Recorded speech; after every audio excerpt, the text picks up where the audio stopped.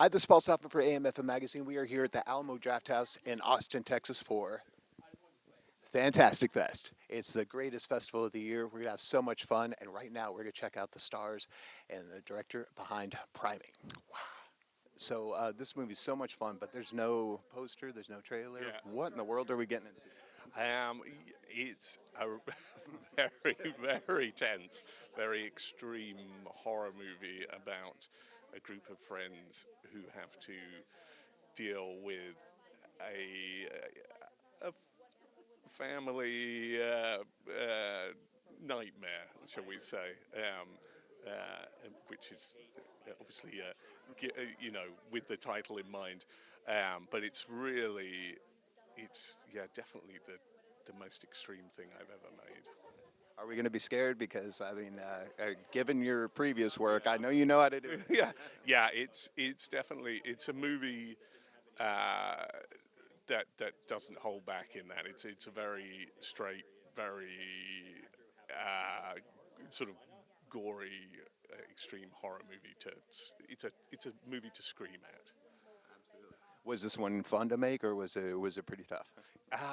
It was a lot of fun because it's doing stuff that I never dreamed that a studio would let me do. It's old school filmmaking, a lot of animatronics and practical effects and big sets and that kind of stuff that just doesn't happen anymore. But because of that, it was also very tough. There was none of this. Oh, we'll fix it afterwards and press the button on the computer. It was old school. So, but yeah, good fun.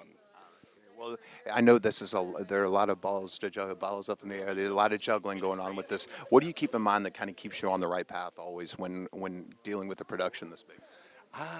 Do you know what? As a kid, I have woken up every day wanting to be either John Carpenter or Stephen King, and that's pretty much what I do constantly. And so when I do a movie like this, I just did, every night I go back and watch those movies after shooting a day on set, and no matter how hard it is, I'll pop the Fog or Halloween or The Thing or Cujo on, and I'll sit and I'll be like, yeah, this is what I'm making. This is fun. I love it. We're so happy to have you here. We are so excited to talk to you about this, and I understand your first time in Austin. It is my first time in Austin. I love it. It's so beautiful here. Everyone's so nice. I'm loving it. You gonna get to check out some movies, do some beer, barbecue, anything Austin centric? I did get barbecue. I did get beer. And I'm going to check out Primate tonight with an audience for the first time. So I'm really excited. There's such limited information. There's no poster, there's no trailer. So what in the world are we getting into that you can talk about?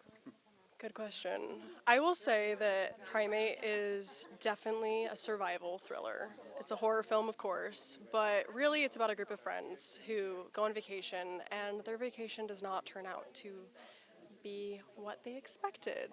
And really they have to work together to try and overcome something and survive the night. And I will say there's a lot of blood. There's a lot of guts. It is gory. It's a roller coaster that you do not get off of until the movie is over. So it is a thrilling ride for sure. That's awesome. Well, I know this has got to be pretty fun to make.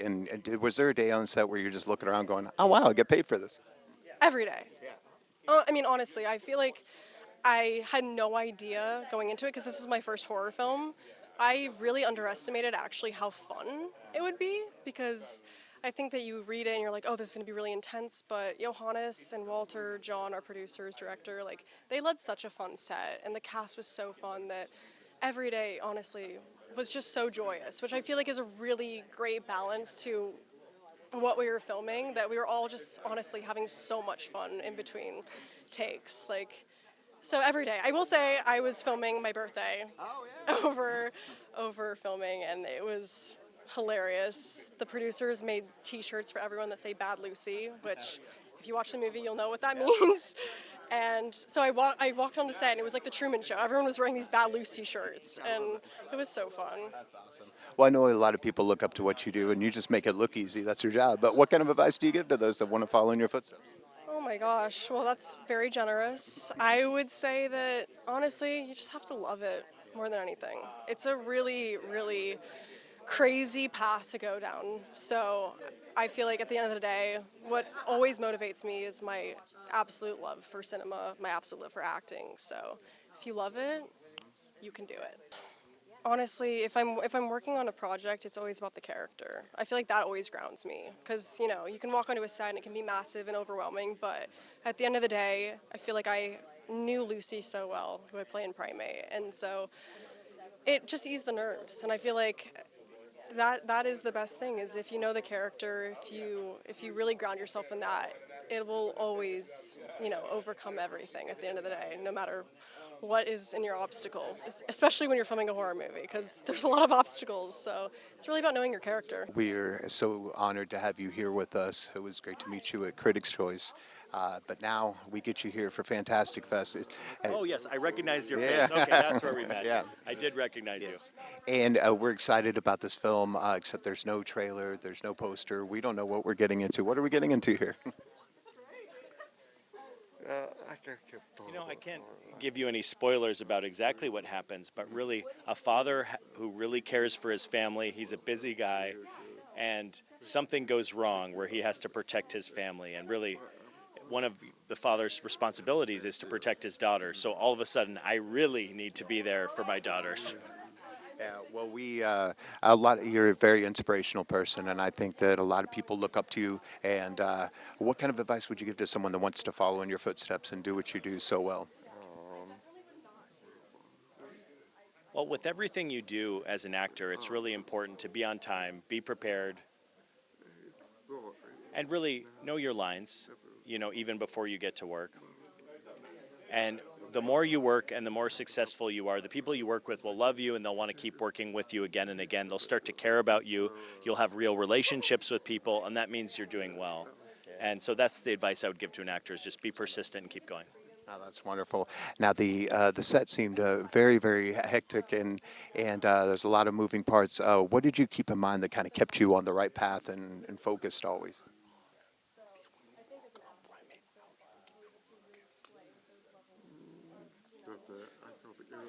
It's kind of helpful that I don't hear any distracting background noises, and I just was able to stay in character because I wasn't distracted. Yeah, that's true. So my co-host is Drew Pearson, one of our great Dallas Cowboys who caught the Hail Mary and went in the Hall of Fame. And it's the 50th anniversary of the Hail Mary. So we got to ask you your Hail Mary moment, the moment in your life or career you had to go for and it worked out for you.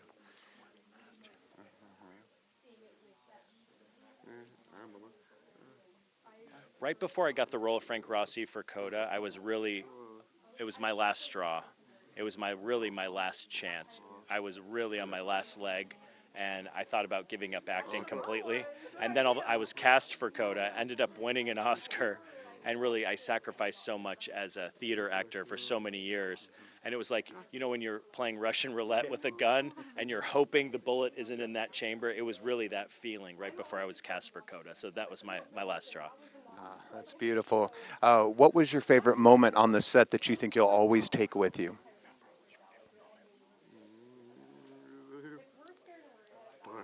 There's some fight scenes. And I think I'll always remember those fight scenes. That was some of the best memories for me. I never experienced anything like that before. There was a lot of stuff going on during those fight scenes. Well, Fantastic Fest is a wonderful place to be, full of film lovers. There's a lot of great stuff to do. What do you get to do here in Austin? Any kind of beer, barbecue, other films, anything like that?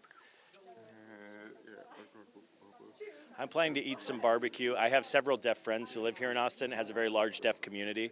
So I have so much to catch up on. And, of course, there's such delicious Mexican food and barbecue and Tex-Mex. And so, I guess that's why they say don't mess with Texas. I love it. Well, we're very excited for the film. Can't wait to be scared. Thank you so much for being with us and the wonderful answers. Thank you for having me. Thank you.